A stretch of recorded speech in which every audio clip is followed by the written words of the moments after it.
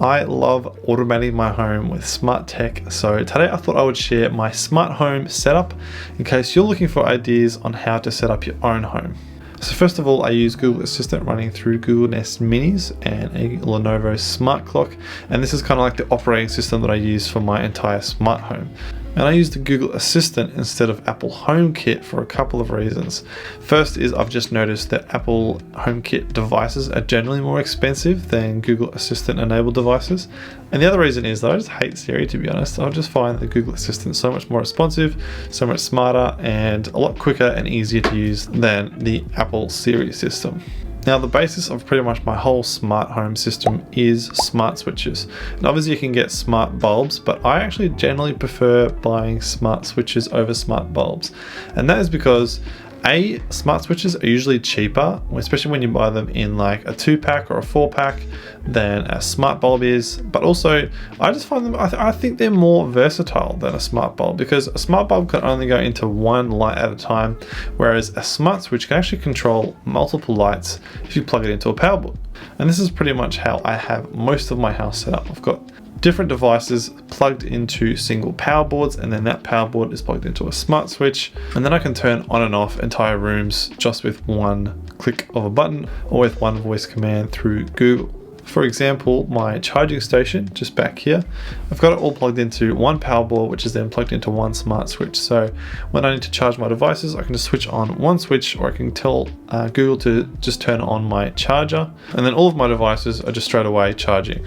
In my living room, I have 2 lamps, and again, I have one plugged into a smart switch, and then one has a smart bulb. And I think the smart switch was again cheaper than the smart bulb, even though it pretty much does the same thing. So if you're just looking to get started in a smart home, then I definitely recommend getting smart switches first rather than getting a smart bulb. Now, I do have a couple of smart bulbs, one again in the living room, and then I've got one in my office just here in this lamp.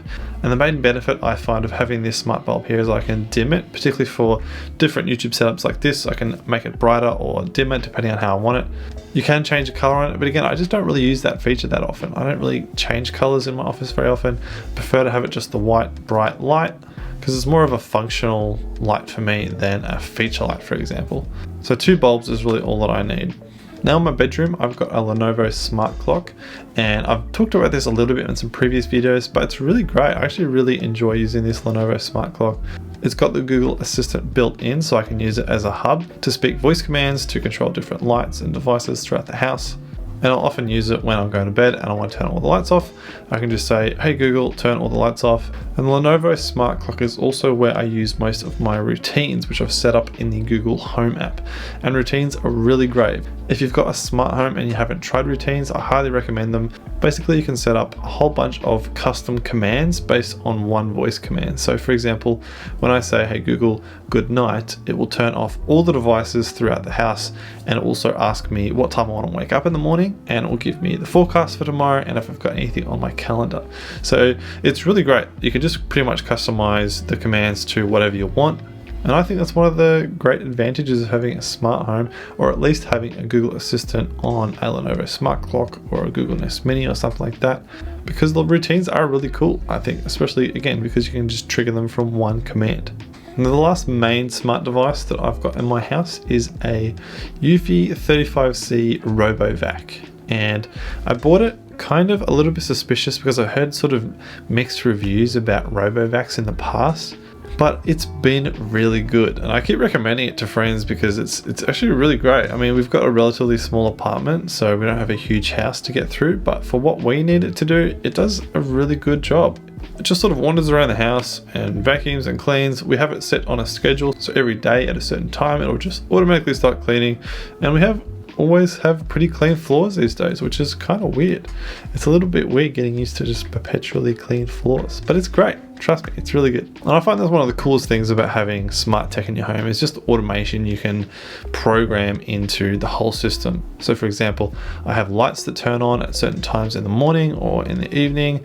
I have the RoboVac that just starts cleaning at a certain time during the day. Again, with routines, I can just say one command and it'll just switch off a whole bunch of devices automatically.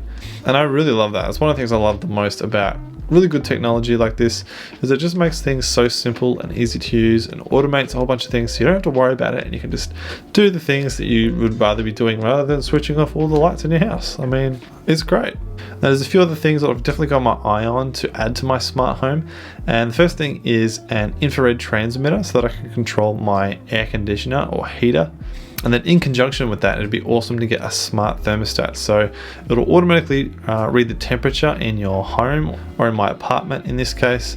And then it would automatically turn on the air conditioner or the heater to bring it up or bring it down to the temperature that I've preset. And I think that would be pretty cool because the split system on the wall in our apartment isn't smart enough to automatically connect to the Google Assistant system, but you can buy infrared transmitters that basically act like remotes. So that's definitely high on the list to add to my personal system. And then a second thing that I'd really love to add is motion sensors.